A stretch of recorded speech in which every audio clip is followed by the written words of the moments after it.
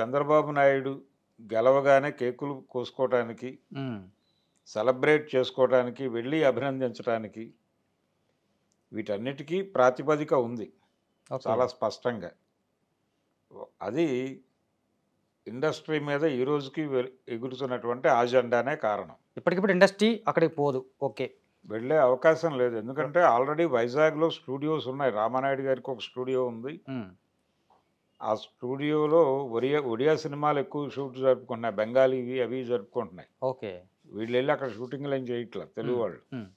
అంటే నేననేది ఏంటంటే ఇప్పుడు మీరు చెప్పిన దాన్ని లీడ్ తీసుకుంటే, అక్కడ ఆయన గెలవడం కారణంగా ఆ నేపథ్యం ఉన్న వాళ్ళంతా ఇక్కడ కేకులు కట్ చేసుకున్నారు. అవును. మరి ఇక్కడ కేకులు కట్ చేసుకున్న వాళ్ళందరికీ ఆయన ఇచ్చేటువంటి స్వీట్ న్యూస్ ఏముంటది? వీళ్ళకి ఏముండే అవకాశం ఉంటది? ఇప్పుడు వైజాగ్‌లో స్టూడియో పెట్టాలి అనేటువంటి ఆకాంక్ష చిరంజీవి గారికి ఉంది. హ్మ్. ఆ మేరకు అక్కడ ఒక 2 కొండల మీద ఆయన జెండా ఎగరేసే అవకాశం ఉంది. జెండా ఎగరేసాడు ఆల్రెడీ. ఆయనకి కొన్నారు. ఆయన ప్రభుత్వం కేటాయింపుల్లో వచ్చిందది. ఓహో! ఫ్రీగానే. ఆ! కేటాయింపే. అంటే అది ఎవరి హయాంలో? చంద్రబాబు హయాంలో జరిగిందా? ఆ! జగన్ హయాంలో జరిగిందా? లేదు చంద్రబాబు టైంలో. 2014లోనే.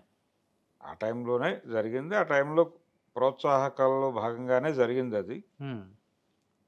ఈయన కొంత కేంద్ర మంత్రిగా వ్యవహరించి ఇటు రావటం ఇదంతా పనిచేసింది. ఇన్‌ఫ్లుయెన్స్ అంతా. పైగా ఇండస్ట్రీలో నంబర్ 1 హీరో. హ్మ్. కాబట్టి ఆయనకు కొంచెం ఆ వెసులుబాటు కల్పించారు.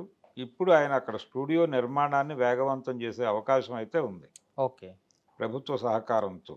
అట్లాగే ఆంధ్రప్రదేశ్ నుంచి ఏమైనా కొత్త పాలసీస్ తెలుగు సినిమాకి సంబంధించి కొత్త పాలసీస్ అంటే గతంలో జగన్ కూడా ఒక మాట చెప్పింది ఏంటంటే, ఇక్కడ జరిగే షూటింగ్స్ జరిగితే గనక కొంత రాయితీ ఇస్తామన్నది అది వర్కౌట్ అవ్వలేదు యాక్చువల్‌గా.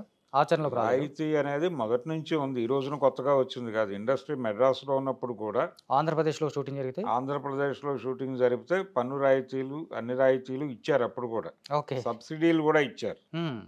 సబ్సిడీలు ఇచ్చారు. చాలామంది క్లెయిమ్ చేసుకుని తీసుకునేవాళ్ళు. పోకూరు బాబురావు గారిని అడిగితే హ్మ్. ఈ విషయం చాలా స్పష్టంగా చెప్తాడు ఆయన. ఓకే. ఎందుకంటే ఆయన ఎంత పర్సెంటేజ్ ఆంధ్రాలో తీయాలో అంత పర్సెంటేజ్ ఆయన ఆంధ్రాలో తీసేవాడు. హ్మ్. సబ్సిడీ వరకు. సబ్సిడీ కోసం. ఓకే.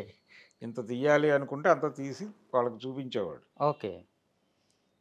దీన్ని మెయింటైన్ చేశాడు ఆయన. హుహు. సబ్సిడీ తీసుకునేవాడు ఆయన.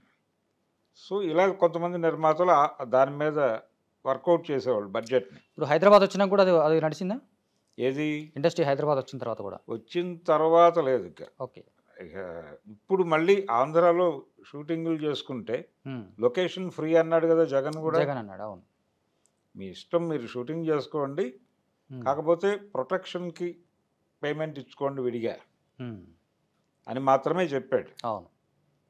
ఆయన ఘర్షణ కూడా ఎవరితో పొలిటికల్ ఏరియాలో ఉన్నటువంటి వాళ్ళతోనే ఘర్షణ పడ్డాడు. పవన్ అవును. కళ్యాణ్‌తోను. అలాగే బాలకృష్ణతో కూడా అది ఉంది గానీ, బాలకృష్ణ ఎప్పుడు దాన్ని ఘర్షణాత్మక వైఖరిగా తీసుకోలేదు. అవును. తీసుకోకుండా తన సినిమా ఏ పద్ధతిలో రిలీజ్ అయినా ఆయన పెద్దగా ఇన్వాల్వ్ అయ్యేవాడు కాదు. సినిమాల విషయంలో ఎప్పుడు బాలకృష్ణ కమెంట్స్ లేవు పెద్దగా. చేయలేదు. పొలిటికల్ కమెంట్ దాన్ని పొలిటికల్ చేయలా. పొలిటికలైజ్ చేసే ప్రయత్నం చేయలేదు. పవన్ కళ్యాణ్ చేశాడు. పవన్ కళ్యాణ్‌కి సంబంధించి వాళ్ళు కూడా కాన్షియస్‌గా ఉన్నారు.